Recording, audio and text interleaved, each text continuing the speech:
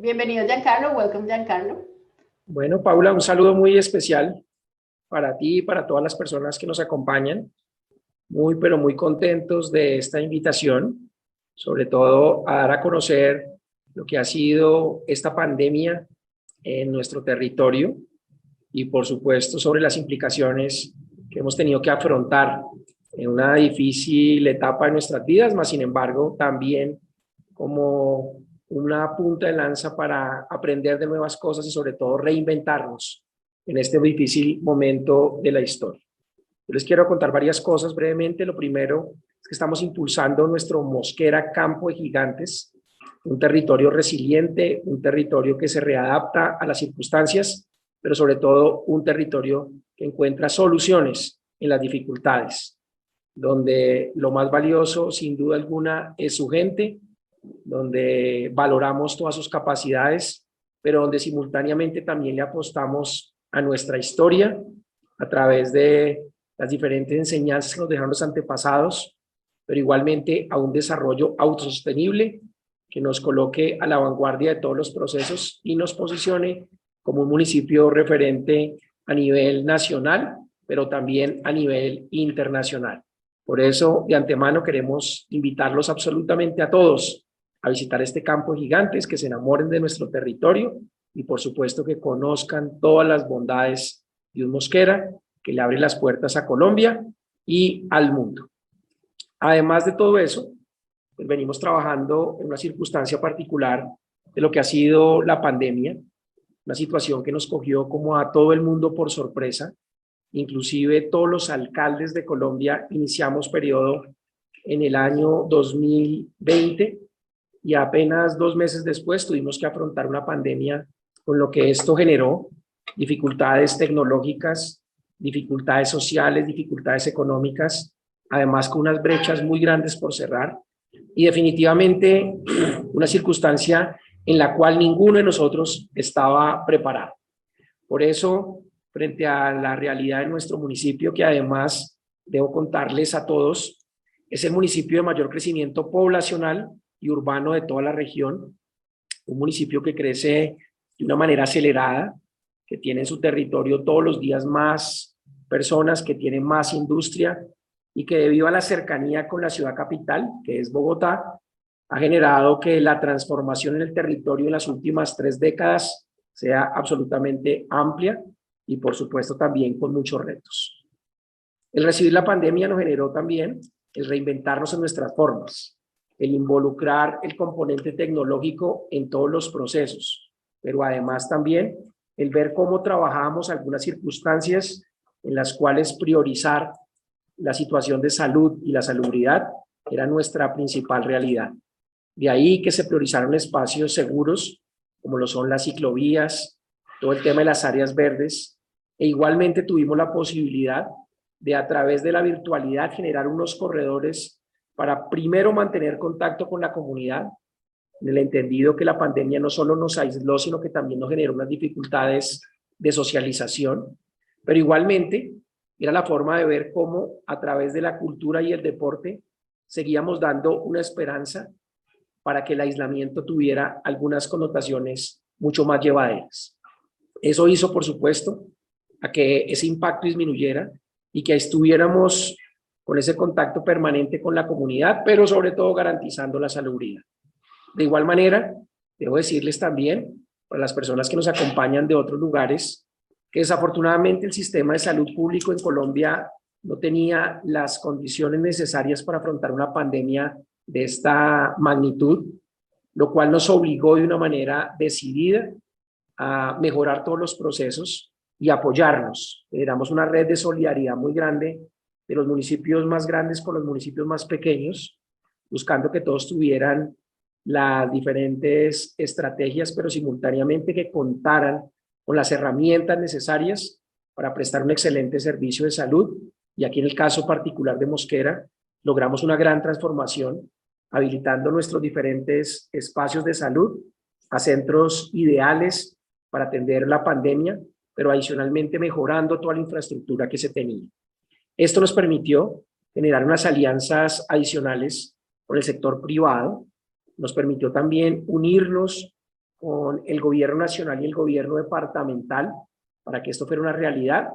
Y les debo decir que hoy, gracias a eso, tenemos uno de los sistemas de salud más robustos que nos ha permitido grandes transformaciones, pero sobre todo prepararnos para lo que va a ser la realidad, no solo esta pandemia que estamos hoy superando con unas cifras bastante complejas, sino también de antemano prepararnos para un futuro incierto en temas de salud, pero que nos obliga a que el tema de los hábitos, que nos obliga a que el tema de las mejores formas y sobre todo a que entendamos que a través de un sistema de salud que cumpla con todas las condiciones, vamos a poder sobreponernos de este momento y brindar herramientas para otros sectores y, por supuesto, para otras situaciones que se presenten de esta índole. Además de todo eso, logramos generar unos vínculos directos con la ciudadanía. Aquí es muy importante entender que no solo se trataba de las decisiones que tomaba el gobierno con base en las directrices de salud pública, sino que también era menester que la comunidad lograra entender que para que las medidas funcionaran debía ejercerse una estricta vigilancia del cumplimiento de las medidas. Y ahí que empezamos a trabajar en todo el tema de distanciamiento social.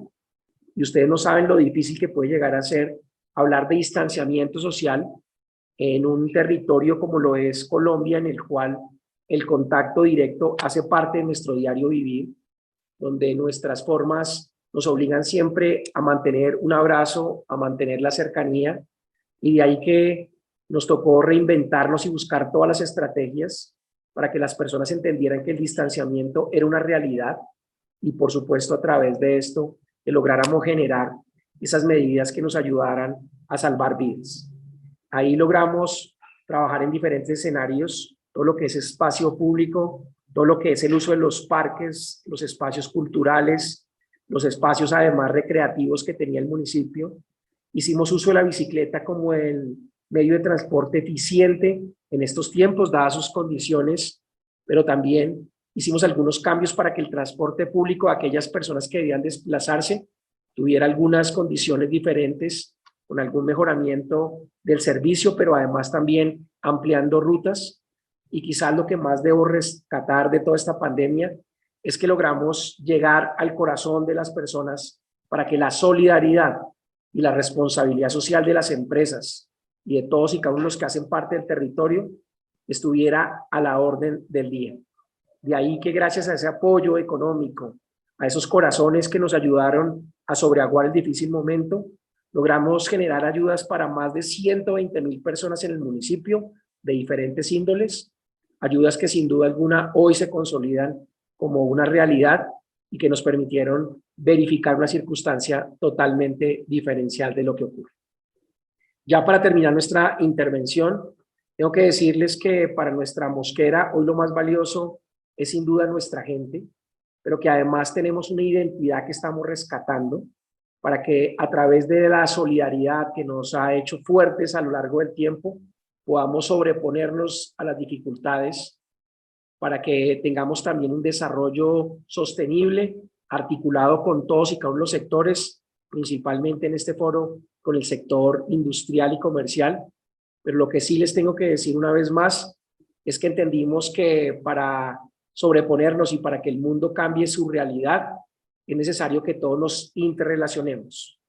A nosotros nos tocó correr para que la virtualidad fuera una realidad, pero hoy esa virtualidad, que en su momento fue una solución, hoy se constituye en la plataforma ideal para unir esfuerzos, para generar lazos, pero sobre todo para entender que la realidad del mundo es una sola y que independiente de lo que ocurra en uno u otro continente, debemos pensar siempre como seres humanos sin distingo alguno, sino por el contrario, que esta pandemia nos deje una enseñanza de vida, que la resiliencia es un factor fundamental en el proceso que estamos viviendo, pero sobre todo que las pérdidas de vidas que hemos tenido nos deben dejar esa gran enseñanza y ese gran legado para que nunca más tengamos que vivir una situación tan difícil.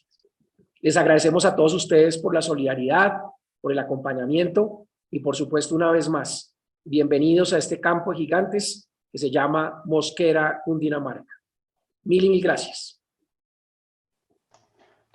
Muchas gracias. Thank you so much, Major. We are really honored to have you here, sharing from a very important and complex role, your perspective, and from. I live in Bogota, and I'm always very interested about like how we are connecting places near the city, which is Mosquera. Mosquera is practically part of the city, but with so many unique aspects, and how you're dealing with that, and how you are also putting solidarity at the center, and using also the nature that we have as part of the healing of the people. And I think is amazing what you are doing. So thank you so much for all your time, and from sharing with us during this moment. Okay, hope you have a great day. And now we're moving on to our next speaker, which is coming from another very different, as we were saying, like we come from very different parts, but we are all connected. So that's amazing. So we have Mustafa. He's an urban planner at AFRI. You will tell us more about what you do, but what I found interesting is as well that it's a Finnish and Swedish consulting firm, so it's also like a cooperation between between the two countries. So that's really cool. And I also know that you as well have a podcast, right? Urbanistica. So welcome. It's really nice to hear now from your perspective, from these two different, maybe just you think it are different words, but they are connected. So cool to have you here and sharing your experience. Okay, welcome. Yeah, thank you so much. I'm really happy to be here, really happy to see so many different faces, genders.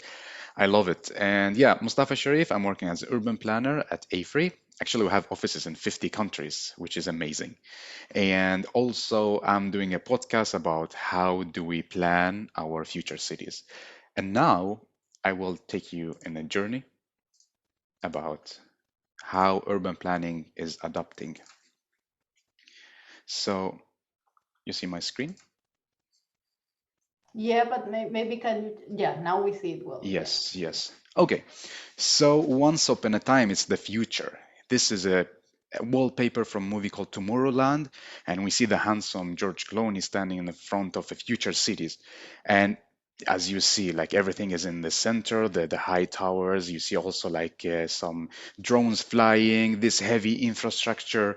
But to be honest, this is not really the future. This is already existing in so many different cities like Abu Dhabi, Shanghai. This is urban planning happening now and not really the future. What we do and what we have been done is that we plan our cities based on machines, based on cars. So for us, like we live in one place, and in order to do something interesting, we take our cars and drive all the way from A to B. And we invest so much in heavy infrastructure.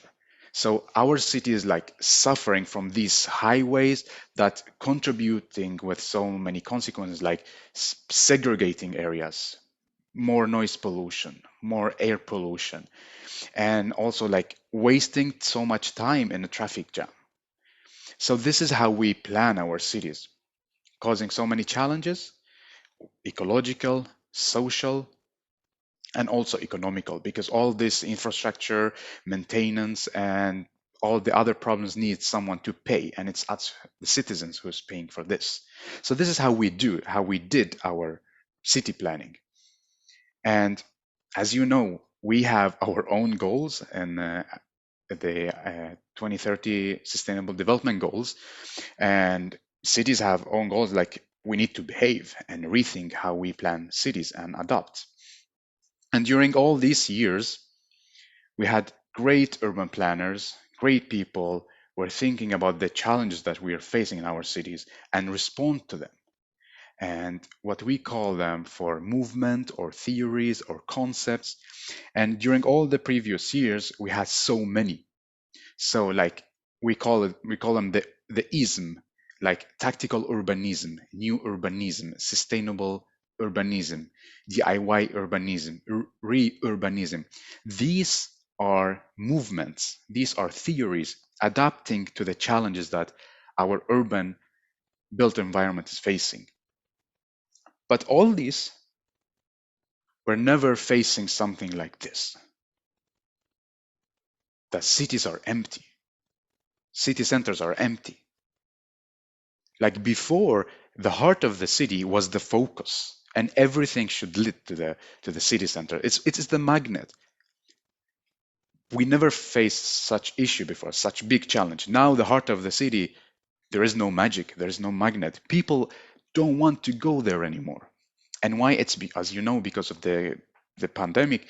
You don't want to meet people. You don't want to be in a place where people are in order to keep to stay safe and keep yourself healthy. So this raises up a very important questions, very important urban challenge actually.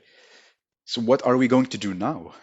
In all previous years, we planned that everything should lead to the city center. Everything, like offices, fancy opera house, will be there. But now we cannot anymore. And that's how the citizens adapt after the pandemic.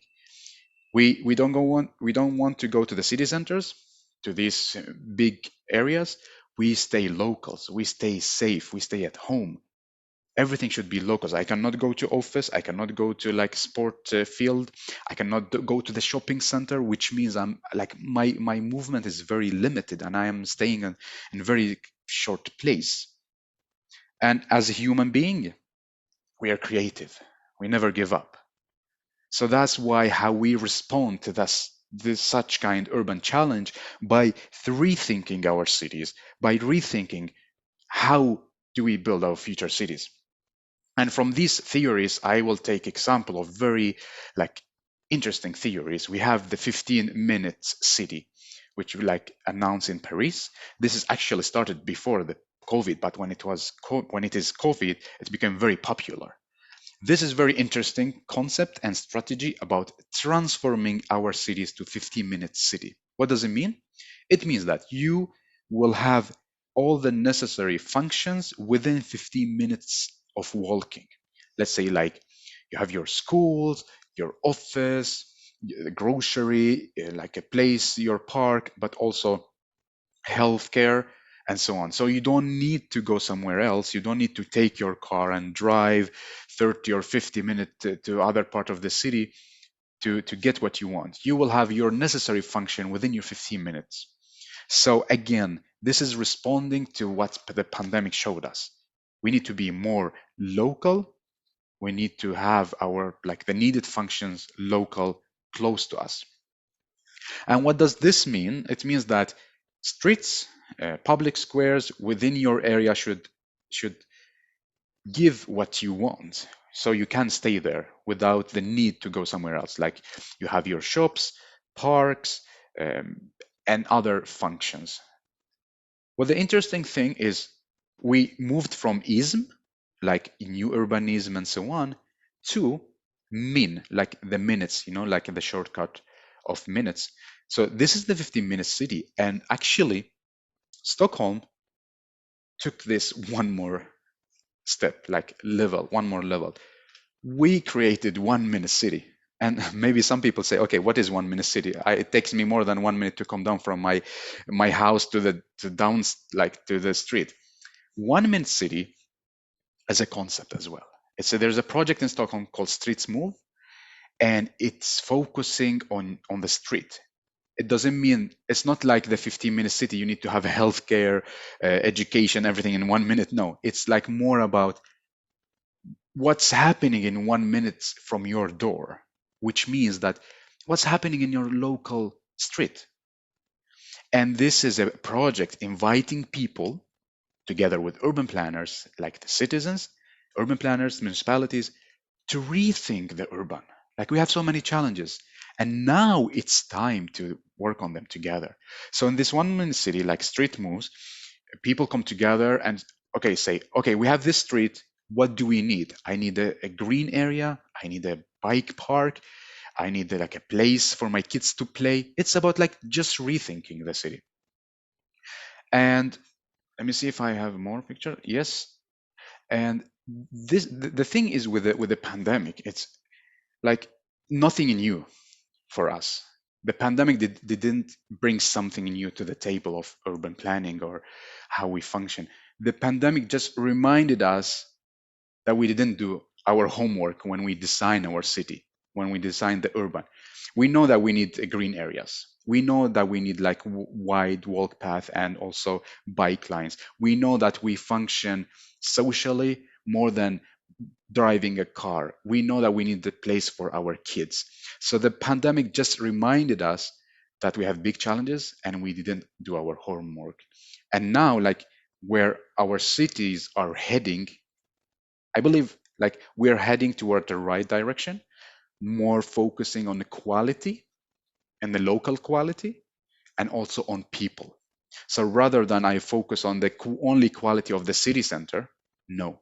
Now we are focusing on the quality of the different neighborhoods. So people can enjoy everyday life without the need to drive so many minutes to the city center. And I will be happy to talk with you more about this. And thank you so much for listening. Thank you so much, Mustafa, really for sharing your experience and how we are remembering going back to the essential and what is essential. Really, really great to hear also this perspective of the minutes, right? And what does that mean? I think that's amazing.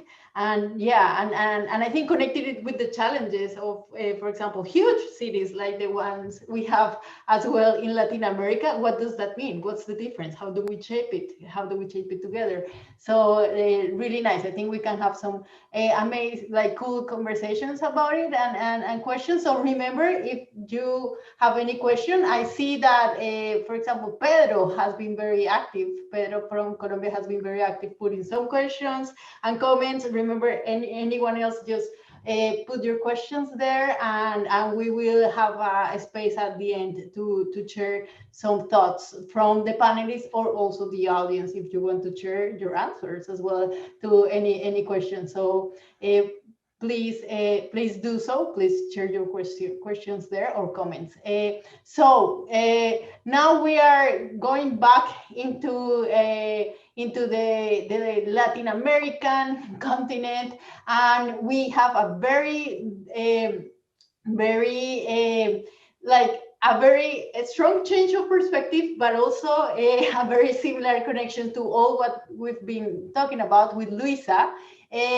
So welcome. I know that you are coordinator of rights of the city from the No Sector Institute. So you will tell us more about it. I also find it very interesting that today we also have one, that you are also a woman, because we have had a lot of women speaking here, and that you are a student. So for me, having your perspective from a student in this panel, like from the younger generations and what you are doing, and you're doing it right now, not waiting, I think it's awesome. So really welcome. And yeah, so please share with us all what you're doing in Brazil. Okay, welcome. Muito obrigada. Olá, gente. Boa tarde, né? Bom dia, não sei muito bem ainda. Então, realmente, é completamente outro contexto, né? Estava conversando com as outras duas pessoas no chat anterior, e é outra realidade, né? Em vários âmbitos, assim, até de locomoção, de ocupação territorial, de exposição territorial, especificamente Brasília, né? Onde a gente está atuando atualmente. A gente cuida de um centro, chama Setor Comercial Sul, aqui é tudo divididinho, né? E o Setor Comercial Sul é bem o coração do nosso país mesmo, ele é bem o centro. E Brasília é uma cidade muito dissipada, né? Tudo é muito distante, e isso foi um planejamento, e a acessibilidade aqui, a locomoção urbana, ela não é eficaz, bem longe disso, inclusive. Então, a pandemia, ela veio realmente destruindo tudo que estava na frente em vários aspectos, tanto de existência, né, quanto de dignidade mesmo, de condição básica, assim, do que a cidade tem que oferecer como direito, não como um favor ou, enfim, uma troca, né? Então, no setor comercial sul, que onde a gente atua hoje em dia, a gente começou, na verdade, antes da pandemia, a gente já está há uns 5 anos no território, e é realmente uma mini gestão. É um cuidado de território que não existe em nenhum outro território, sabe? Tipo, o território do setor comercial norte, só a gestão de lá cuida. Setor comercial sul, só a gente cuida. Então, essa divisão é para a gente conseguir olhar para onde a gente está, para as pessoas que estão habitando ali, tem muitas pessoas em situação de rua ali no setor comercial sul. Então, é uma lente bem focada para a gente entender o que está acontecendo ali, as multiplicidades daquele lugar, né? Que é uma potência cultural muito grande. Então, antes da pandemia, existia o carnaval, né? Que era de graça para todo mundo, acontecia ali naquele espaço, sambas, forrós, enfim, qualquer tipo de evento que fosse 0800. Então, a cultura não como meio de projeto, a cultura não como projeto, mas como princípio mesmo, a cultura como que move, como a potência que está juntando essas pessoas, e também parte desse afeto, né? Então, a cultura, além do projeto em si, e depois da pandemia, a situação ficou bem caótica durante alguns meses, eles ficaram sem assistência alguma, porque todas as lojas fecharam, então a comida que eles tinham era da padaria, que sobra todos os dias, né? Então, eles recebem esse alimento muitas vezes, então mudou toda a lógica, toda a dinâmica, e a gente começou a atender os moradores, mas como uma coisa mais paliativa do que realmente resolver uma situação. A gente está tentando dar uma assistência, que no caso a gente não tem, né? Que é realmente uma coisa muito básica. Então, essa assistência vai de sentar e conversar com essa pessoa, entender o que está acontecendo com ela, no afetivo pessoal, quanto também nessa sensação de cidade, né? De contexto, até porque ali é a casa dessas pessoas nesse momento. Ainda mais um momento tão caótico, né? A pandemia, enfim, lá não tem um banheiro público, a gente teve que construir um banheiro público, porque são coisas muito básicas, né? A cidade, nesse momento, não está fornecendo nem o que ela foi feita para ser, né? Ela não está sendo uma cidade, ela está sendo simplesmente um local de troca, ainda lá que só tem comércio, é um local extremamente de grandes empresas, sabe? De advogados, de dentistas, enfim, é uma dinâmica que não recebe essas pessoas. Né? Até porque o espaço ser aberto, que nem o setor comercial sul não convida de fato a permanecer e muito menos a ser cuidado, né? De poder existir ali com dignidade. Então, como surgiu uma proposta da CEDU, que é o nosso órgão de desenvolvimento urbano, para colocar habitação ali naquele espaço, naquela área, e a gente começou a olhar para aquele espaço com outro olho, né? Que a gente podia mudar as coisas a partir dessa brecha que a gente teve de diálogo e tudo mais. Então, o que a gente sentiu da pandemia, especificamente, foi uma dificuldade em todos os aspectos possíveis, tanto de locomoção, quanto de permanência, quanto de alimentação, quanto de rotatividade. Em vez de a gente aumentar a quantidade de ônibus, a gente diminuiu a quantidade de ônibus. Então, depois das 8, começa a vir cada vez menos ônibus. As funções noturnas, né, que existem várias pessoas assim que no setor mesmo trabalhavam com funções noturnas, com segurança, enfim, todas essas funções passaram a não ter esse trabalho, então começou a substituir trabalho de ambulantes, né, que são pessoas que têm as barraquinhas, enfim, começou a aumentar. Então essa lógica de cidade, ela foi meio que intensificada, né? Então tudo que a gente tinha, que era as pessoas já estavam em situação de rua e tudo mais, agora você tem uma família em situação de rua, você tem a mãe, você tem o pai, o avô, os filhos, tem criança na rua. Então tá realmente uma situação bem caótica em muitos momentos. E eu acho que a pandemia ela também trouxe uma visão mais ampla dessas multicentralidades, porque a gente, né, principalmente em Brasília, tende a aglomerar tudo no plano piloto, que é o local que tem uma condição financeira mais, enfim, um pouco maior. Então, é um local onde é mais cuidado, o transporte público não está tão lotado quanto nos espaços mais distantes do plano. Porém, é uma lógica que enfim, não está sendo acessível, né? O transporte público aqui, por exemplo, não foi aumentado, muito menos bicicleta motivado. Então, aqui nesse momento, a gente está, na verdade, potencializando o uso do carro em vários aspectos, tem várias pessoas que estão precisando comprar o carro porque o ônibus está muito lotado. Então, para ela conseguir trabalhar, ela precisa entrar nesse ônibus. Só que se ela, né, se colocar todo dia naquela condição, enfim, de entrar dentro de um ônibus, ela está completamente suscetível.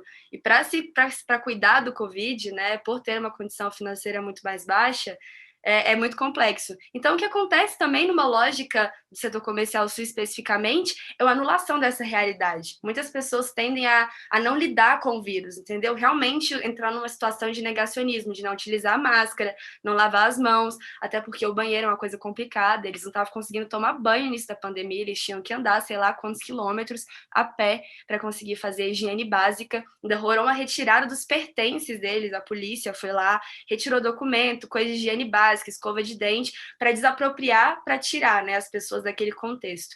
Então, eu vejo que é realmente completamente diferente, né? Tipo, o que a gente está fazendo aqui é tentando dar uma assistência básica de dignidade. Então, é lutar por essa coisa bem mínima, né? De poder lavar as mãos, de ter sabão para isso, de escovar os dentes, talvez utilizar máscara. Então, a nossa realidade é outra. Mas a gente também pode olhar de outro jeito, né? Existem várias pessoas que estão numa situação de habitação, de casa, e aí essas pessoas realmente estão fazendo a quarentena, só que aí o serviço que entrega, né, essas pessoas que estão em casa, quem vai fazer o serviço para elas são as pessoas que estão se expondo todos os dias, né? São as pessoas que vão pegar transporte público, são as pessoas que começaram a trabalhar com entrega de comida, de mercado e tudo mais. Então, essa troca de funções também, né? Agora a gente tem uma pessoa que tem casa e a outra pessoa vai entregar a comida até a casa dela, e aí agora também começou a olhar o espaço na frente da casa dela como parte, né, de onde ela pode habitar, que ela pode descer, ela pode tomar sol. Aqui em Brasília, espaço livre a gente tem, espaço de qualidade é outra coisa, né? Espaço de qualidade e permanência você propicia com outras ferramentas, não é só dar um campão e falar, toma, é isso. A gente tem que dar condição para se habitar, né? Condição e motivação também. Trazer as pessoas para aquele espaço, propiciar onde, sei lá, guarde a bicicleta, ou onde caminhar com iluminação, né? Porque Brasília tem muito espaço verde, mas pouca iluminação pública. Então, eu sinto que a gente está conseguindo colocar explícito o que está acontecendo com a nossa realidade há algum tempo, né? Essa dificuldade de acesso, ela sempre existiu. Agora a gente tem um medo a mais, né? Que é o medo da vida das nossas pessoas. Então, é uma coisa a mais que está expondo essa situação. Mas eu acho que depois da pandemia, isso de ocupar na frente do seu prédio ou alguma avenida que nunca foi ocupada, agora as pessoas estão colocando as cadeirinhas, as barraquinhas, fazendo piquenique, tomando sol, isso vai continuar, acredito eu. Mas eu acho que essa é uma minoria da nossa realidade, sabe? A nossa realidade em massa está tendo que trabalhar de dia e de noite para conseguir bancar, porque o salário diminuiu, as coisas estão mais caras. Então, assim, tem muitas dinâmicas acontecendo no nosso país.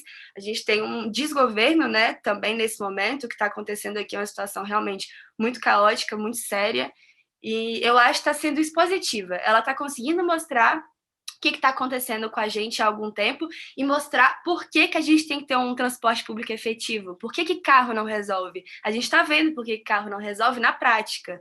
Você tem um carro, uma pessoa no carro, sendo que o ônibus cabe 40, 50 pessoas, assim, tranquilamente, ocupando uma área muito menor.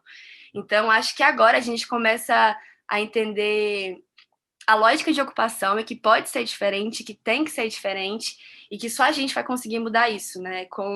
Porque, assim, não tem ninguém olhando pela gente do lado de fora, né? Então, acho que essa conversa na rua, principalmente, acho que as pessoas estão começando a entender que só na rua que a gente vai fazer a diferença, só nas ruas, no diálogo, na conversa, no afeto, no carinho e na proximidade, né? Infelizmente, para o nosso contexto, a gente tem que implorar esse diálogo com as outras pessoas, acender dentro delas essa vontade de discutir a cidade e falar, tipo, isso aqui não é a cidade que eu quero, isso aqui eu não aceito, isso aqui não me serve, né? Não é para isso que a gente habita em coletivo.